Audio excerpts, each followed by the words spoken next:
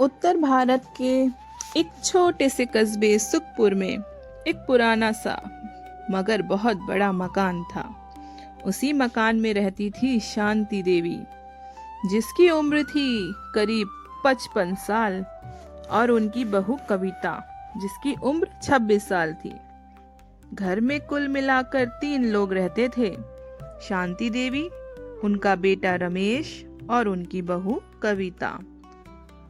रमेश एक private factory में काम करता था, लेकिन तनख्वाह इतनी कम कि महीने के आखिर तक घर चलाना बहुत मुश्किल हो जाता था। ऊपर से बीमारी, बच्चों की पढ़ाई का सपना और रोजमर्रा के खर्च, सब कुछ शांति देवी और कविता के दिल पर बोझ बन चुका था। कविता बेचारी सुबह 5 बजे उठती, चूल्हा जलाती, पानी भरती, फिर रमेश के लिए खाना बनाती। शांति देवी भी उम्र के बावजूद घर के कामों में हाथ बटाती थी। अक्सर रात को दोनों सास बहू छत पर बैठकर बातें करती। एक रात शांति देवी ने कहा, बहू, ऐसा कब तक चलेगा? बेटा मेहनत तो करता है, लेकिन पैसे पूरे नहीं पड़ते। कविता बोली, माँ जी, अगर आप बुरा ना माने तो मैं कुछ काम करना चाहती हूँ। शांति देवी ने आश्चर्य से देखा, काम? कौन सा काम बहू? कविता ने झिझकते हुए कहा, मुझे पानी पूरी बनानी आती है, मायके में पापा की दुकान पर मदद करती थी। शांति देवी पहले चुप रही, फिर हल्की मुस्कान आई। लोग क्या कहेंगे? सास बहू ठेला लगाएंगी? कविता ने दृढ़ स्वर में कहा, लोग कुछ दिन कहेंगे, फिर वही लोग हमारी लाइन में खड़े होंगे। अगले दिन दोनों ने मिलकर हिसाब लगाया। घर में सिर्फ 1200 रुपए बचे थे। शांति देवी ने अपनी पुरानी चांदी की पायल गिरवी रख दी। पहले दिन एक छोटा सा ठेला लिया गया, जिसका नाम लिखा गया माँ बहू पानी पूरी सेंटर। पहले दिन ठेला लगाते हुए दोनों के हाथ कांप रहे थे।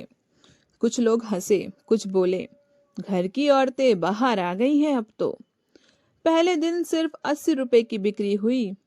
रात को कविता की आंखों में आंसू थे। शांति देवी ने उसका हाथ पकड़ के कहा, बेटा, आज 80 हैं, कल 800 होंगे। शांति देवी मसाले तैयार करती, इमली की चटनी, पुदीने की चटनी, आलू की स्टफिंग, और कविता ग्राहकों से बात करती, साफ सफाई रखती, और मुस्कान तो कभी नहीं छोड़ती। धीरे धीरे लोग कहने लगे, अरे, इनकी पानी पूरी का स्वाद तो सबसे अलग है। एक हफ्ते में बिक्री 500 रुपए रोज होने लगी, एक महीने में 1500 रुपए रोज। अब तो लाइन लगने लगी।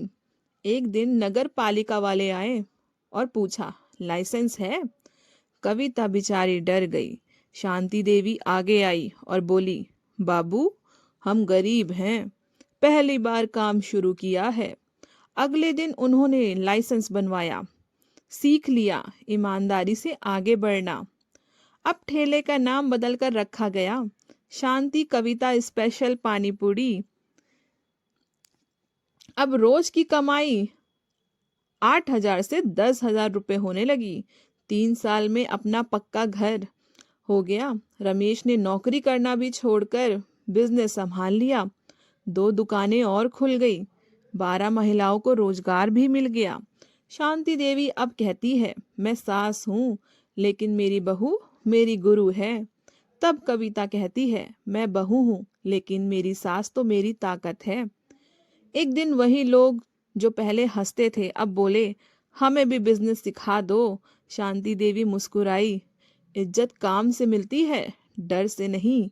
इस कहानी से हमें सीख मिलती है, छोटा काम कभी छोटा नहीं होता। सास बहू साथ हो तो घर नहीं साम्राज्य बन जाता है। मेहनत, स्वाद और ईमानदारी अमीरी की असली रेसिपी होती है। तो आपको हमारी कहानी अच्छी लगे तो वीडियो को लाइक करो और चैनल को सब्सक्राइब ज़रूर करो।